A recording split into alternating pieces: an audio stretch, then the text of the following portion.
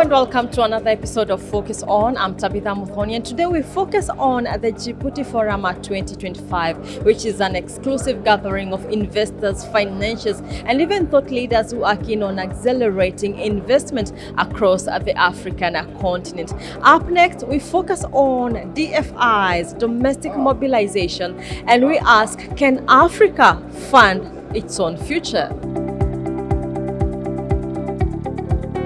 The Djibouti Forum, I think this is the second edition. It was very interesting that the context has completely shifted from last year's edition. So we're in a completely different world today. It feels like it's been decades already, but it's only 1 year, right, since the last edition.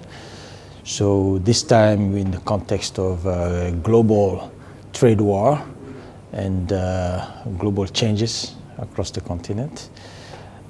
So the topic today is more about how Africa can find its space in the middle of all these changes and how Africa can actually work closer together from a regional integration perspective.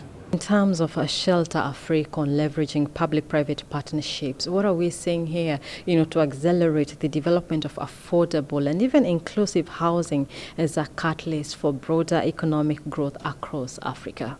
In the context of the international environment today, there are a lot of opportunities to actually leverage public-private partnerships to scale up funding and financing across different sectors. And housing and urban development is at the heart of that. So we do believe that today there are opportunities to leverage local financing with local financial institutions and working with regional financial institutions like ourselves, development banks, in collaboration with the private sector, the government, and other DFIs. So we believe that PPPs could be really the way to scale up, to actually accelerate the funding needs. Because today, as you know, we have 52 million housing deficits, and that needs about $1.3 trillion. And you cannot close that gap without leveraging public-private partnerships where the government comes in with cheaper land and infrastructure, but also you have the private sector, developers, and DFIs like ourselves to fund this, right? So it's really key for us to push for that PPP. And you do mention local financing, which is also translated as, into domestic financing. So what are some of the innovative financing or investments are we seeing here, in terms of exploring to tap into local capital markets for housing and urban infrastructure finance? The global turbulence today requires that we look inwards, right? We have to look at local resource mobilization. And the way we do that at Shelter Afrique is through capital markets and working with local partners like pension funds, insurance companies, to get access to long-term funding, but also to get access to more concessional, cheaper source of funding as well with our regional multilaterals like ourselves.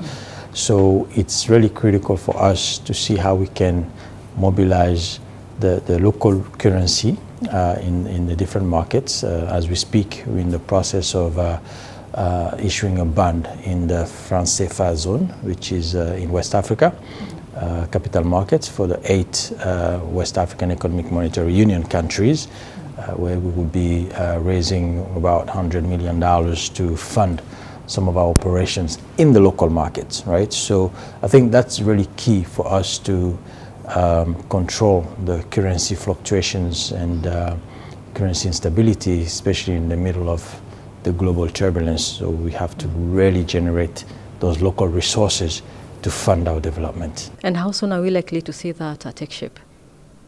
So we are actually in the middle of it as we speak, and we're hoping by the third quarter of this year we should be able to do some mobilization. But in the meantime, in parallel, we're also working with local financial institutions across different countries to partner to mobilize those resource funding for the different projects that we are working on. So we're not just sitting and waiting for the global markets to stabilize or global partners to be ready to come and work with us. We are actually pushing the agenda as we speak to make sure that Africa can actually have financial sovereignty over its development.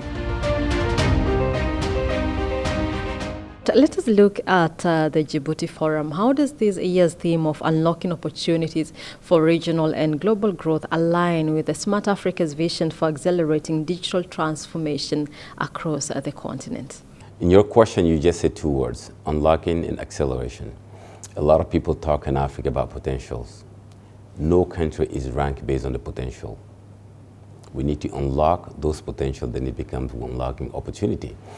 So Djibouti is very important, it's very pivotal, because if you look at geographically, the competitive advantage that Djibouti has, I'm talking in my ecosystem in terms of positioning, and they have over 10 submarine cable passing through Djibouti, where those submarine cables can serve Africa.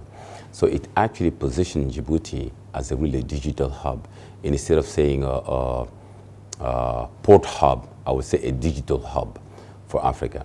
So it aligned exactly with the Smart Africa vision, which is accelerating digital transformation. If every single country in Africa, we try to use our competitive advantage together in a harmonized way, we can go really, really far. Then looking at that competitive advantage in terms of, working with African governments to help structure public-private partnerships, that can fast-track the digitization of ports and logistics and even other critical infrastructure. What are we likely seeing you do here? Public-private partnership is extremely important. Economy in Africa, even elsewhere, they build by private sector.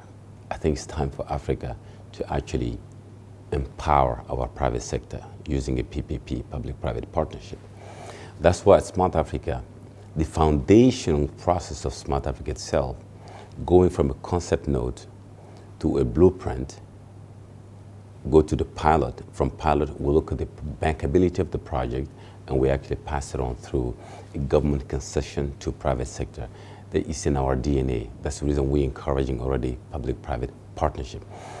These apply to every single technology we do in terms of emerging. Once we test it in a country, because usually the flagship are actually led by country, nationally, and sometimes the blueprint when you put together is for national use and also customized for continental use. That's where actually the private sector can chip in and actually take it to the next level. Let us look at domestic mobilization in terms of funding, fund allocation, looking inwardly at partnerships over aid reliance. How best can Africa do that? In today, my answer would have been different last year, but in today's market with the difficulty accessing the capital market, it is time for Africa to turn around to our regional banks. I'm talking about AFDB, I'm talking about Africa 50, I'm talking about BOAD, I'm talking about Badia, I'm talking about Afrexim Bank. Because these are the people who know us, who trust us. It's very important. Because how can you actually explain a continent which actually controls close to 40% of the world reserve, we still been taxing with something called de-risking? The international finance team, they might see Africa as a risky, but those regional banks, they see us as an opportunity. You see, there's a big difference. Looking at our continent as a market is one thing, looking at our continent as a partner is another thing. When you look at the market as a market, you're sitting outside with all our sovereignty. All what's interesting to you is to basically be able to milk it. But when you partner, you're actually on the ground, trusting us, working with us day by day. So for financing our domestic, I'll say this again, it's time we go back to our regional banks, because they are the one who knows actually the real market. They believe us. They're not seeing us as a risky. And it's very important to basically to be looking inward and optimizing our own resources that we have. How are you, working to build secure, interoperable, digital ecosystems that at the same time can drive growth in sectors like energy and even financial sectors? Good question. Two things. Close to 70% of economy in Africa is informal. We need digital identification for our small and medium enterprises, one. But before that, those small and medium enterprises belong to someone. We need a digital ID. These are the foundations for a trust in Africa. Let me tell you this. The financial industry, they are not into managing money. They're into managing risk.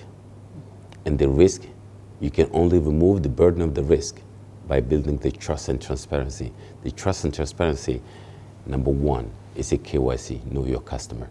So Smart Africa, we embarked on the Smart Africa Digital Academy, which is digital ID interoperability project. As one of the flagship led by Benin, today we have 16 countries who signed up for a declaration to say, we are ready to interoperate our digital ID to build the trust and transparency among ourselves. And the first pilot will be between Rwanda and Benin. Mm-hmm. When are we likely to see that take shape? We're hoping in less than a year we'll get some results out of those pilots. The beginning is just these 2 years. In the beginning, the first cluster is actually Rwanda, Benin, Togo, Ghana, and Senegal. Once we start with the 2 countries, we'll move to 5 countries, then we'll move to 16 countries, and the country will start joining in as we see the result moving forward. That will build the bedrock of the trust. Once we do that, all what you're talking about, which is energy, which is financial sector, which is insurance sector, healthcare sector, it all boils down to data exchange and data interoperability. Data exchange means the data you're exchanging across border belongs to someone. Those persons are identified digitally. The money is moving and Africa is starting to lead the charge. For this special focus on the Djibouti Forum 2025, I've been your host, Tabitha Muthoni.